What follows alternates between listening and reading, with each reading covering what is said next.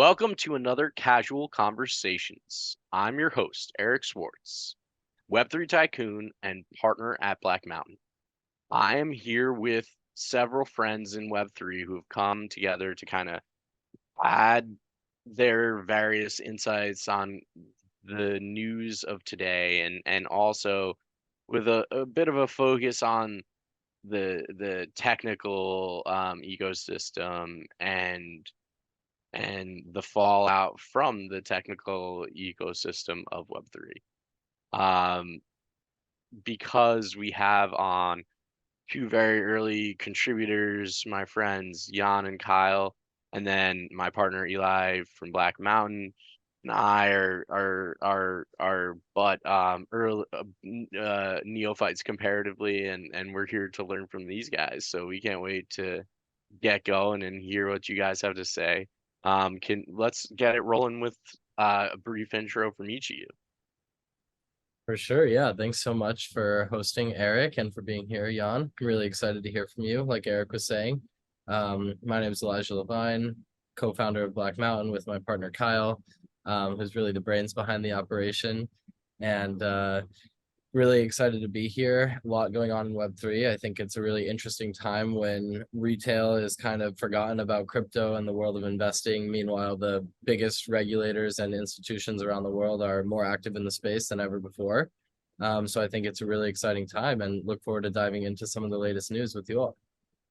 Yeah, I'm Jan from partner at Very Early Ventures. Very Early Ventures is an early stage Web3 fund. We're the three crypto native partners based in Switzerland and especially focused on early stage infrastructure, but also applications that will bridge the chasm into the real world. And yeah, we're a very technical team. We've built protocols, tokens, clients before. So we're also very hands-on with the portfolio companies we support.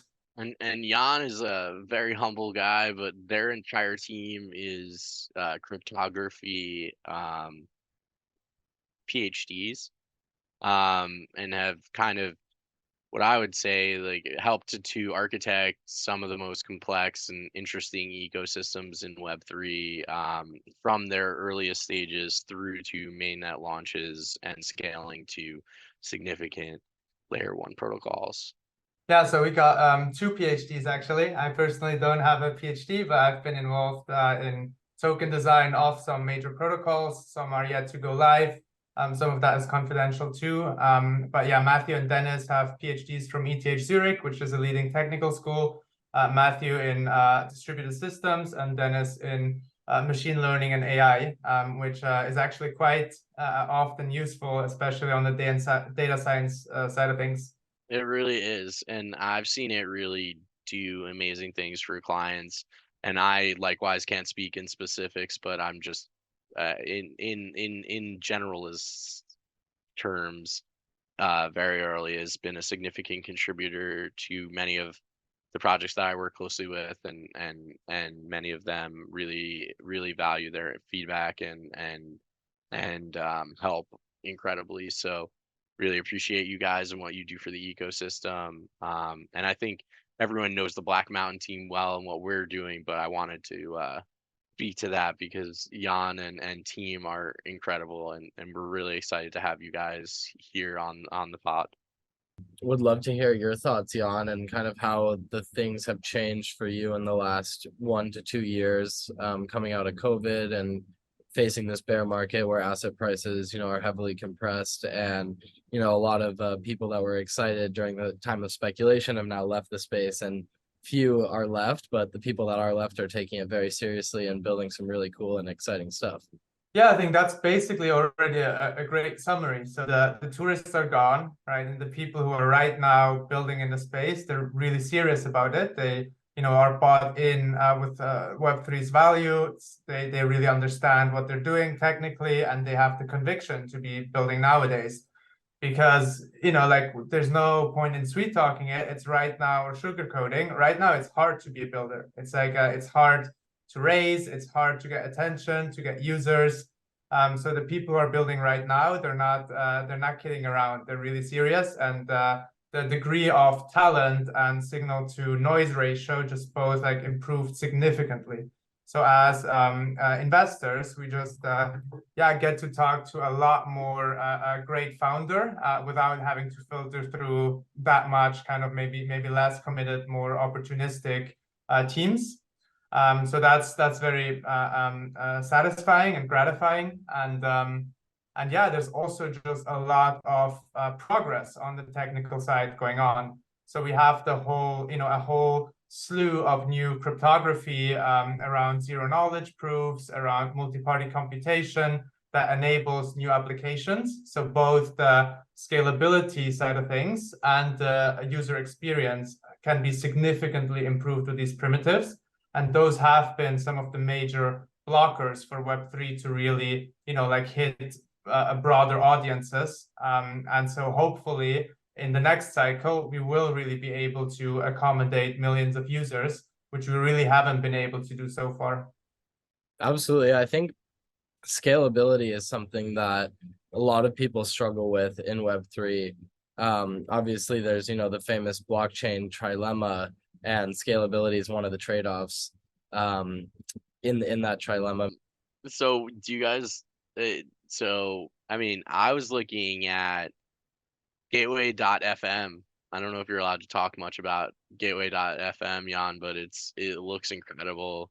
And I think it kind of solves this exact problem that we're talking about, which is interesting. Like, as I was opening and reading more, it was a very logical investment for you to have made, having experienced that, and I think a very sound investment, because that's certainly technology I know all my partners in Web3 are looking for.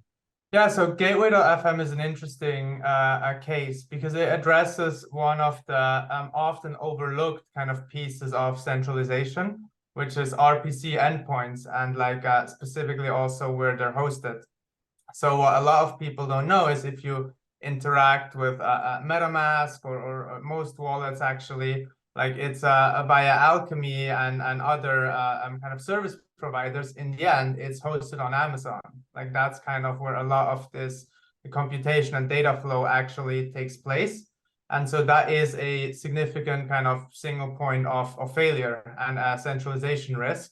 And so it's just one of the many pieces in the stack that is not often talked about, but it is a significant risk. So it's kind of we're trying to think really about the full technology stack, not just obviously blockchains are important and layer twos are important, but also the RPC endpoints a gateway is handling, but then also, for example, a Capsule, another very cool project, they're providing a multi-party computation-based infrastructure for key and transaction management. So that's kind of on, infrastructure for wallets. Similarly, that gateway could also be thought of as infrastructure for wallets to some degree. So these are just two examples of how, the whole tech stack of Web3 is getting quite complex, and not all of it is on-chain, but a lot of it aims to be trustless, or at least trust minimized, and secure and decentralized, with or without the blockchain. Agreed. And both projects sound incredible. I mean, and just super difficult problems to be battling with. So I know that, and I know that hard tech is definitely the goal of your guys' investment thesis, having two PhDs, and the focus makes a ton of sense. And these types of infrastructure are really useful. I mean, I can think of many companies that are likely to use these types of businesses in the future. And one of my clients, like one of my largest clients, is Alchemy, and they have obviously been incredibly successful as an infrastructure software as a service business.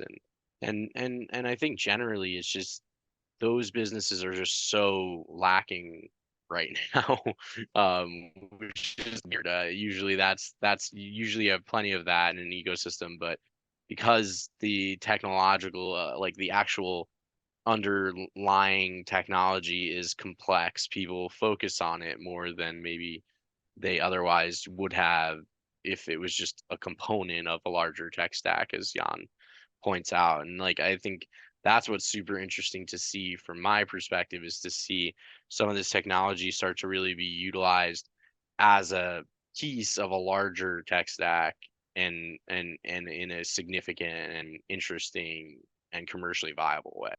Absolutely. So like one of the things we look in projects that we support is a clear technical innovation. Because yes, you're right, that is to some degree our advantage and also value add to be able to contribute and work together on these fronts. And then also we do lean heavily towards kind of Web3 native protocols rather than traditional businesses in that sense. But here I also have to say that there is plenty of room for like centralized or traditional businesses to live on chain. There's absolutely nothing wrong with that.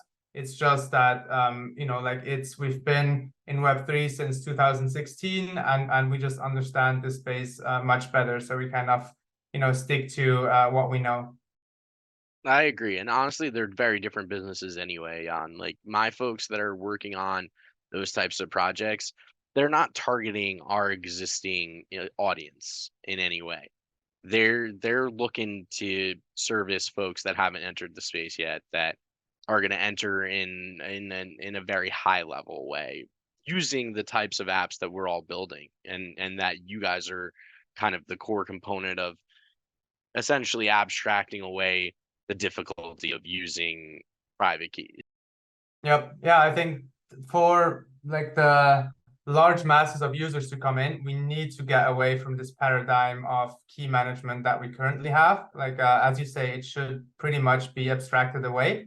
I don't think we'll get around using private keys under the hood. I think like public-private key cryptography is such a key part of the whole Web3 space, and it's like path dependency. It's very hard to like roll back and switch to something else, but we can abstract it away, right? And then for instance, using Capsule, you could enable things like enabling login with Google, but then if you log in with Google, you can only spend to up to a certain amount, or you can only trade NFTs or things like that. So you can almost have permissions like you would have on Fireblocks, but on for an individual user, because it allows like different kind of key shares to be generated, and then combining those adds enough security so we can actually enable login with social without that being a major security hazard.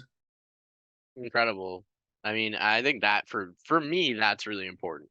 Like I personally don't enjoy using the technology the way it has been rolled out currently. I mean, and that's just from like a UX perspective. I just think it's complicated and messy, and I think Peter McCormick's right about all that, and he's been saying that for years, and he's been right.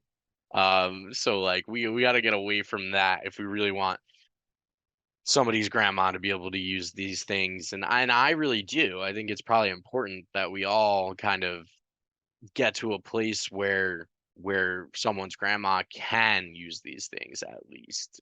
Because like I don't think she's necessarily going to do it just yet, but like there's some grandmas of the future that may want to, and we gotta get them into our ecosystem and community.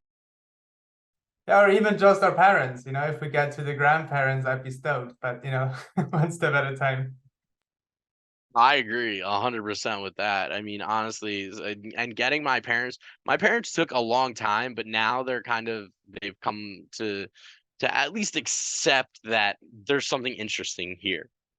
I think that's kind of the limit.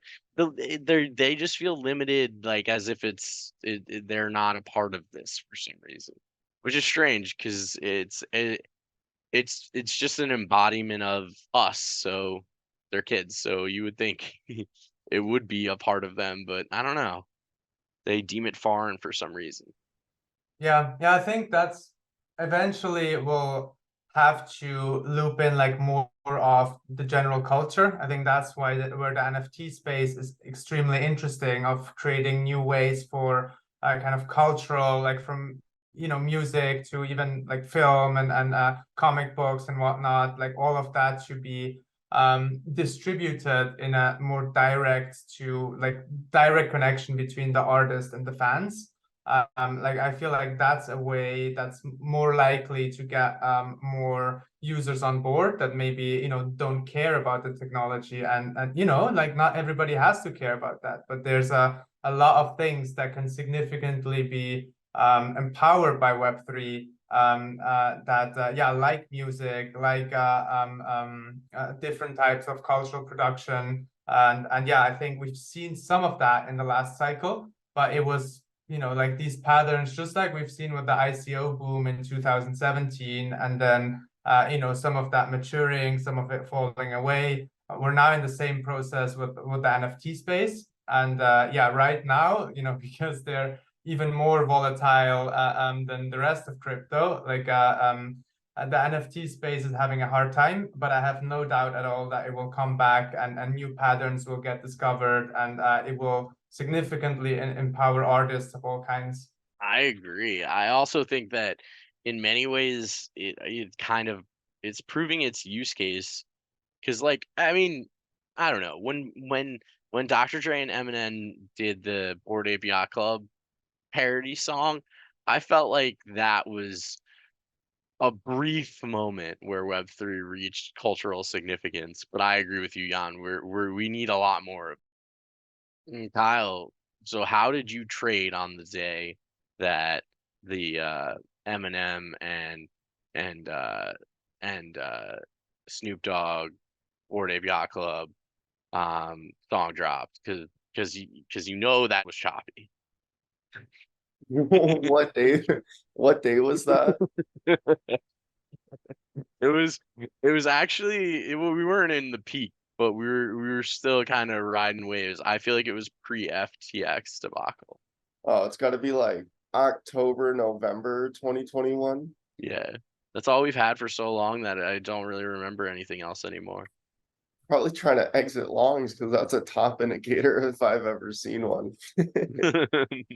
Exactly. I think it was around that time where there was top signals all over the place, and it's good to remember now in the bear market that hey, once we're there again, note to future self, like recognize the top signals. Yeah, yeah. No, those that are the was a top major signals. top. Wow, that was a top signal. I can't believe that was a top signal. That's super interesting. What do Was you mean? that what?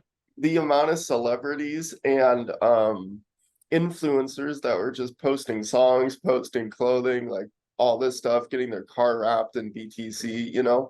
Once you start seeing that, that's when you should be like, hey, maybe I should sell like 50% of my stack right here.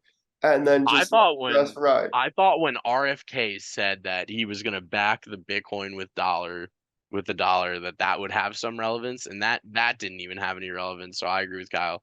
No matter what you say in the bear market, it just doesn't matter. He's trying, but even if he does that, it still won't really have an impact on the price. El Salvador legalized Bitcoin as tender in their country 2 years ago today, and that still really hasn't had any impact at all. If anything, like a minus 50% in price, because they added it almost at the Pico top for BTC.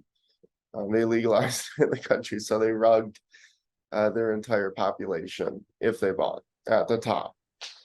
They bought Toppy, yeah. But whatever. I mean, I think they'll be fine in the long run. And it turns out the market has expressed that preference in their bonds, which I called long before it happened. And honestly, if I had any money at the time, I would have made a giant trade on that, because it was just so absurd that they were getting like literally rated terribly when he had like the money in the bank to pay it. It was weird. Didn't make sense. So I'm glad that like it is working out seemingly for him. And I mean, honestly, for the space, that's a really important and good thing that that Bukele is successful. So like we're kind of tied to his success in Bitcoin. is associated with his success. So if he is successful, albeit a dictator who is successful, then that's good for Bitcoin, which I mean, and good for other less autocratic governments that may do so in the future. I think it's actually an interesting topic in that, like recognizing it as legal tender is, yes, that's an important step, but it doesn't mean then automatically it will work as a currency. And so, yeah, I think it's dollar-based stable coins, or dollar-pegged stable coins, has, I think at this point, worked much better than Bitcoin, just because like Bitcoin by its nature is in a kind of digital gold, highly scarce kind of store of value type asset. At least that's what it's evolved to. Is you don't necessarily want to spend it, right? You want to hold it and first spend everything else. That's like like kind of good money or and bad money crowding out effect that are documented in economics that are happening there. So I think just tying it to the dollar, like especially for countries that don't have that much access to the dollar, like many countries in South America, Argentina, others in that region, there it's really picked up. Payments with stable coins, like this I don't know the exact figures, but it's really a big chunk of payments already are being done with stable coins. And so that's to me, one of the most clearly proven use case right now is just, okay, payments. Like it was the most obvious use case since the beginning of crypto. And I think finally now it's starting to work. And yeah, I don't think people talk nearly enough about it. It's quite exciting, to be honest. I agree. I think it's very, very exciting.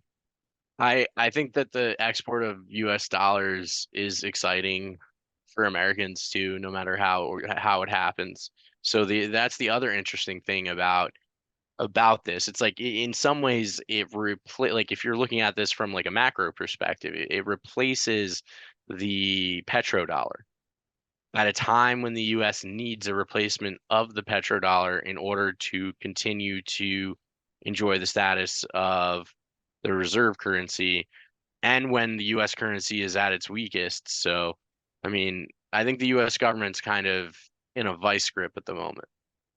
They have to do it. Yeah, and it's funny, like who would have predicted that kind of alliance between the, export of the dollar and crypto? But yeah, I agree. It's very odd.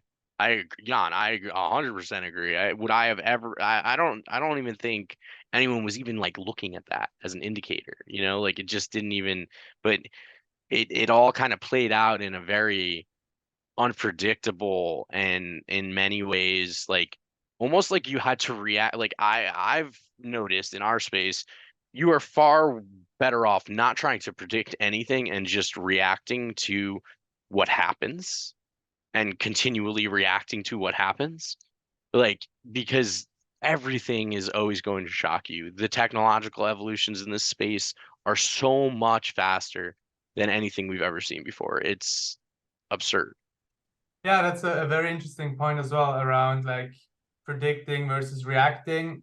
I think probably the best strategy would be to do some of both, but then not in the predicting. Don't go for too long, either like very long timelines or like like I'd say like 3 to 5 years out, but have like enough of a range. Like it's the timing is especially hard. Like saying, okay, this is definitely going to happen in a year's time. Well, good luck with predictions like that, but in the next like 2 to 5 years we might see this, in the next 10 years we might see that, and having this very broad strokes directional predictions, you almost need that even to navigate what you react to, because there's so much happening, you can't possibly like track everything going on. So in that sense I think you need a bit of both of them. But I also agree with the sentiment of seeing what happens and then reacting to it. That's often more important than yeah, being super precise in predictions. Especially having like the trading mentality that like I have when I'm wearing my I'm kicking it with Kyle hat and we're doing the hedge fund business. because like a lot of our research efforts and our plays are very technically driven, similar to very early. We have a very similar thesis. Um, Kyle's in every GitHub, like just checking out every new layer one, how it works, what they're saying, how they're accomplishing it, and then similarly on the research side, I mean, I just take like a really long view, as Jan said. I mean, honestly, it's very rare that I would even recommend a bet, period. Like it's so rare, and then it's the same with Kyle. Like because like there isn't a lot to trade in the bear. That's I think what we've learned, because even having the market effect and impact that it would during a more volatile market dynamic, and so it's very hard to get any reaction, or a seemingly significant reaction is much more stunted.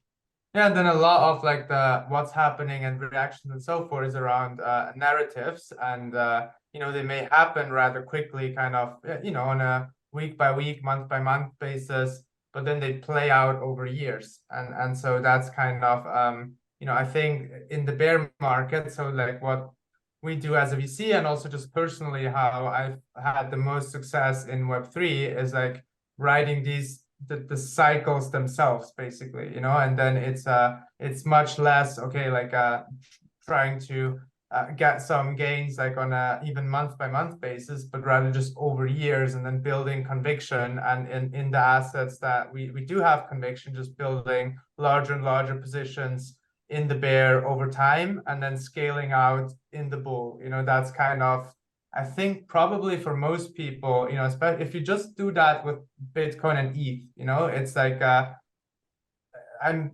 there's not much one can do wrong if one is working with price targets and entry levels, and has a certain amount of discipline, and the risk reward ratio of just that is pretty amazing, to be honest. Yeah. I mean, I'll let Kyle speak to it more, but yeah, I think that's certainly our thesis too. And most of our holds are long-term holds. We're pretty much exclusively long.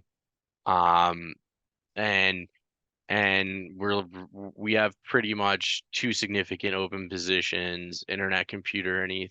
Both layer ones, I like to look at the underlying blockchain networks instead of buying tokens on top of the network. Like, sure, we can have plays, like Shiba Inu or Pepe, or even something as Maker, right? Those are all just ERC20 tokens. So instead of just negating all of that risk by just buying one, we want to buy the whole system. So that's why we purchased Ethereum. And then now we see a lot of moves coming out of Switzerland with Dfinity, and them kind of leading the whole Crypto Valley Association, etc. They just got Italian government to put like the Made in Italy on the Dfinity blockchain through the Origin Foundation, which is really sweet. That's like a huge VeChain-esque type partnership that they just pulled, but I think they're one of the first blockchains to do the real world assets instead of just tokenizing bonds or something like that on the MakerDAO blockchain. Yeah, that's right. I think the kind of getting the underlying or the native token of the ecosystem, like that's, yeah, like it's probably the most, but that's, I could almost consider that like beta of that ecosystem. That's just kind of and it's the safest bet probably, and still, because we're still very early in crypto, still has a significant upside.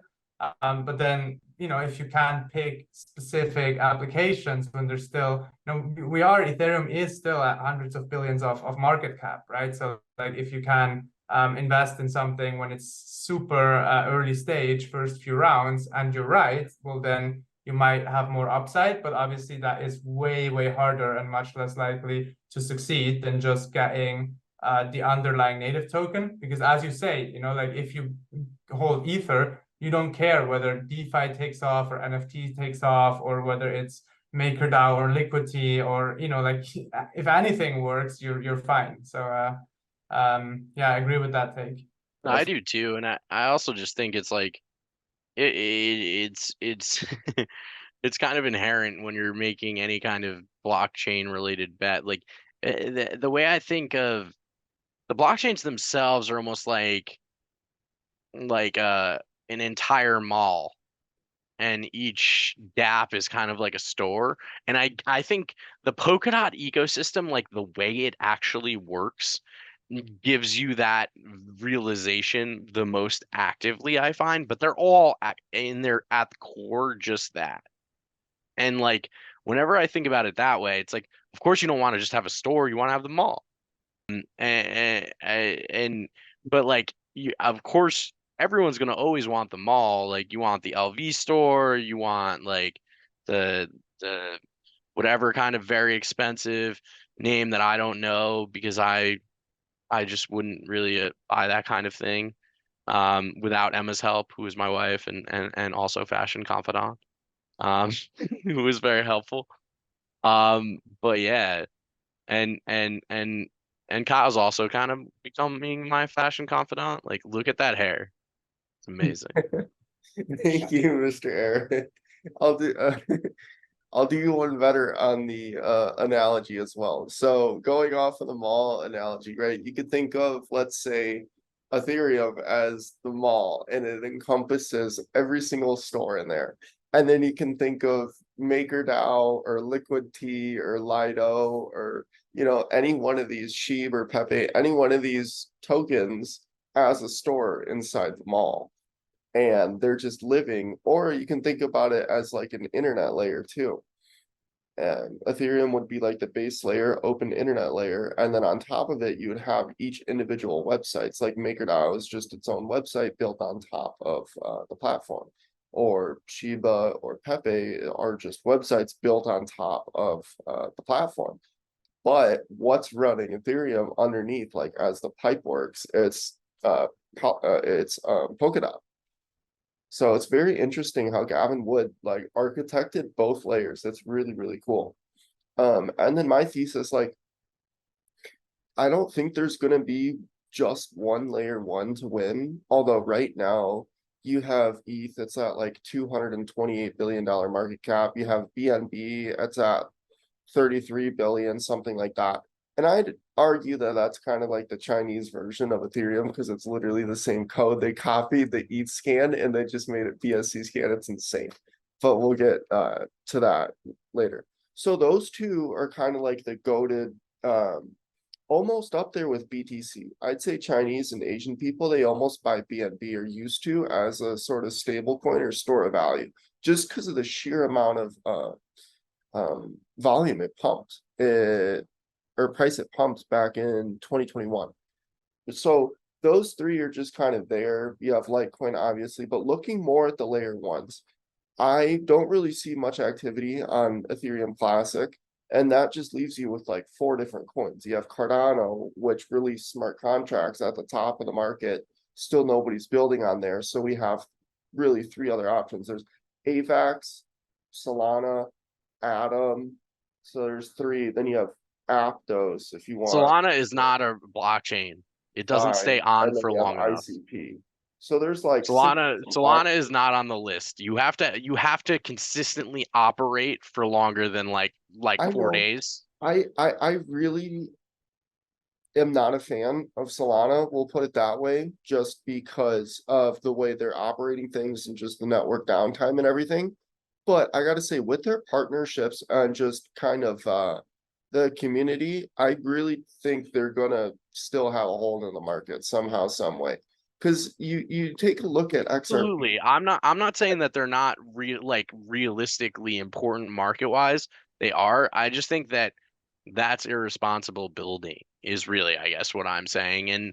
And there's really no reason for it when you can because I don't know. I mean, what the problem I have with the way they did it is purely around the fact that it was so intolerably bad in the very beginning. And I don't know how it is now. Like things have probably changed. Obviously, there's less users, which always helps. Although I'm not really sure there were any users other than the 2 brothers that we've later found out about. We can talk about that more if we want to. But like apparently there was an entire ecosystem based only on two brothers named Solana. And then that ecosystem slowly died like EOS. Like I mean that is one story that we could have, or we could have a story where Solana actually does kind of get their act together and put out some real code that makes sense and that does the parallelization that was promised in a reliable fashion, similar to what they could have had if they just had very early on board from the very beginning. Maybe they should just call Jan up. Yeah, I mean, just to play the devil's advocate here, I do think that, you know, like when we think about the scalability or this blockchain trilemma, you know, like Solana is like clearly positioning on the scalability kind of speed, speed to finality, throughput, and yeah, and does that in a kind of monolithic chain. So to my mind, it's differentiated at least. You know, yes, of course, the downtime not great. Should definitely fix that. And yeah, but I do think we need its help. Any chain that will like kind of survive in the long run needs to be differentiated from Ethereum at this point, you know. And so like something like BNB is surprisingly, I think this may as well work, you know, where it's more of a geographical cultural differentiation. I think Solana on the kind of monolithic speed, and then we have like kind of Cosmos and Polkadot on this kind of you know, like multiple interoperable L1s, that type of strategy. You know, these are all like quite interesting technical differentiations. And then we're going to have a bunch of like cultural or like values or ecosystem differentiations. And then, yeah, I'd agree with Kyle that in the long run, maybe 10, 20 with most of the activity in 5, something like that. I personally don't buy into the app chain thesis that much. I think maybe for some of the biggest apps, sure, maybe they'll have their own chain. But to me, the interesting thing about blockchain is to have a shared state and to have like composable applications that can be plugged together like Lego bricks. Like that to me is a lot of what makes blockchains interesting. And if you have just an app with its own isolated chain, kind of makes me feel of like all these like corporate chains that we've seen in 2017 that now are just, you know, nobody talks about them anymore. So yeah, that's kind of the impression I have at this point. Yeah, and then like the one thing I'll say is that there are like the corporate chains that the banks built. I don't know what they're doing with those, but there's a lot of like dark pool chains being built now around more regulated products. So that market is growing because like it's much easier to sell that to family offices than it is to sell the non-regulated DeFi version. So like I do see some proliferation of that in the market, but not significant. I mean, it's still vast majority of it is the decentralized finance. And I think if there's at least a consortium of banks, then yeah, it probably makes sense. You know, it's like I'm not a banking expert at all, but the little that I know is like it's mind-blowing how like cumbersome their systems are, and like the time it takes for a transaction to actually settle is like weeks often, you know. And there's like tons of different intermediaries talking to one another and people like manually approving transactions and shifting things around. It's like yeah, it's really surprising. So I think having like a consortium chain and it's just instant transactions and settlements, like yeah, sure, do it. Makes sense. I could see that for sure. And then like for the big market makers too, like they're gonna want those types of trading venues so that they can have like a bit more private transacting amongst themselves so that their positions aren't like very clear on chain. That's another big use case that I foresee like it for dark pools in our space. And so but that's really the two things. It's like people kind of building like more institutional dark pool type things, And then people building traditional decentralized projects, especially in the EU where Jan sits, and in Switzerland in Switzerland where Jan sits, and then in the EU broadly where very early concentrates on investing, there's just a lot more clarity. Whereas here in the US, we're stuck with those two options. You guys can have the third, much more decentralized option, which is something we hope to have soon, hopefully. Yeah, that is one of the things that we've observed over the past few years of just more, especially like early stage founders that are much more like flexible location wise, that they flock to Europe. So in Switzerland, we do have with the Crypto Valley like a hub in terms of also like the legal infrastructure and setting up foundations and associations, and having a banking providers that are even like focused on crypto specifically, custody, and that whole like setup is pretty developed in Switzerland. And that is like from way back in 2017, like the kind of ICO boom. Just it was just a very smart and quick move from Switzerland, and especially Zug, to position themselves as, hey, you can come here, you can pay your taxes in Bitcoin, you can set up your foundations here. But then there's also other hubs, I think, especially still Berlin, increasingly Lisbon, still Paris, London to a lesser degree. But these are just very kind of livable cities with lots of entrepreneurs. And we see many founders move there also for quality of life and for the regulatory clarity. I think that is just a very big plus if you know what you're allowed to do and what not. And because almost everybody would like to comply, it's just very hard if you don't know what the rules are. 100%, yeah. And that's exactly where we're at, and the measures that we're taking to comply are a little bit more extensive than we would have liked. So I agree. Like, I think we need a solution that's closer to what the EU currently has. And with that, I know you all have a lot to do today, but we thank you so much for joining us for this conversation. We hope everyone learned as much as I did, because honestly, Jan and Kyle, you guys always teach me something. So great kicking it as always, and looking forward to our next one.